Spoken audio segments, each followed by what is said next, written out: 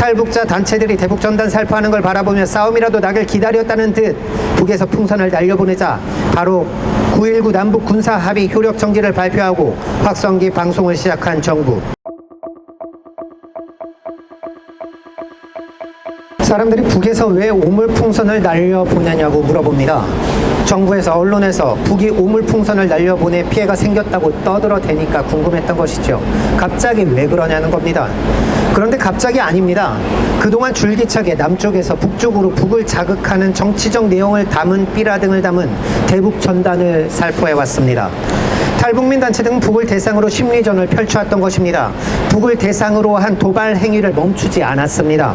남북 간 갈등을 조장하고 대립과 대결을 부추기는 행위에 대해 윤석열 정부는 가만히 지켜만 보고 있었습니다. 바로 얼마 전 현충일에도 자유북한운동연합은 대북전단 20만 장과 임영웅 등 한국 가수의 노래가 담긴 USB 등이 담긴 풍선을 살포했습니다. 또 큰샘이라는 탈북민 단체에서는 강화군에서 페트병에 USB와 쌀 등을 담아서 북측에 보낸다며 살포했습니다. 계속된 북에 대한 도발 행위를 방치한 정부, 이런 도발 행위에 대해 북한에서 반응해 풍선을 보내자 그제서야 나섭니다. 그런데 원인이 되고 있는 대북 전단 살포를 막는 것이 아니라 9.19 남북 군사 합의 효력 정지를 발표하더니 더욱 강경하게 대북 확성기 방송을 하며 나선 것입니다. 군에서는 6년 만에 대북 확성기 방송을 재개했습니다.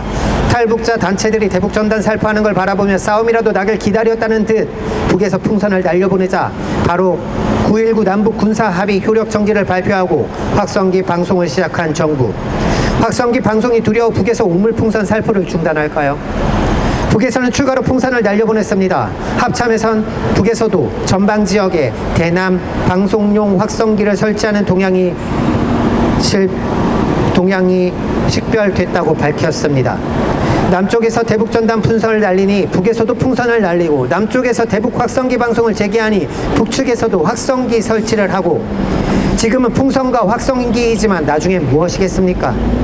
북에서도 확성기 방송을 본격적으로 시작하면 윤석열 정부 그 다음엔 더 강력한 군사적 대응이라고 할 것입니까? 군사적 대응이라도 한다면 어떤 상황이 되겠습니까? 또 탈북자 단체들의 대북 전단 살포를 그대로 방치해두면 북에서도 오물풍선 살포에 그칠까요? 2014년 북에서는 대북 전단 풍선에 고사총을 발사하며 대응했습니다. 정부에선 표현의 자유를 말하면 이를 막을 수 없다는 입장입니다. 정말 기가 찰 노릇입니다. 대통령과 다른 의견을 말했다는 이유로 가이스트 졸업생 입을 틀어막고 끌어내고, 국회의원 입을 틀어막고 끌어내고, 말 그대로 입틀막 정권이 표현의 자유라며 짓거리고 있으니 정말 기도 안 찹니다. 이 땅에서 국민들에게 허용된 표현의 자유는 대통령과 같은 의견일 때만 보장되는 것 아닌지요? 일부 탈북민 단체들이 벌이는 대북 전단 살포로 인해 발생하고 있는 현재의 긴장 상태, 이것을 해결하기 위한 노력은 없이 갈등 조장을 부추기는 윤석열 정부, 어디까지 가려는 것일까요? 지금의 상황, 해답은 명확합니다. 일단 현재 진행하는 모든 적대 행위를 중단해야 합니다. 말 같지도 않은 표현의 자유 운운하며 갈등을 부추기는 전단 살포 언제까지 방치할 것입니까? 막을 수 있는 법적 근거가 없는 것도 아닙니다. 남북관계 발전법을 통해 대북 전단 살포를 금지한 바 있죠. 이에 대해 헌재는 표현의 자유를 지나치게 제한한다며 위헌 결정을 내렸지만 현행 경찰관 직무집행법 등을 활용해서 적절하게 대응하도록 할 수 있다고 하였습니다.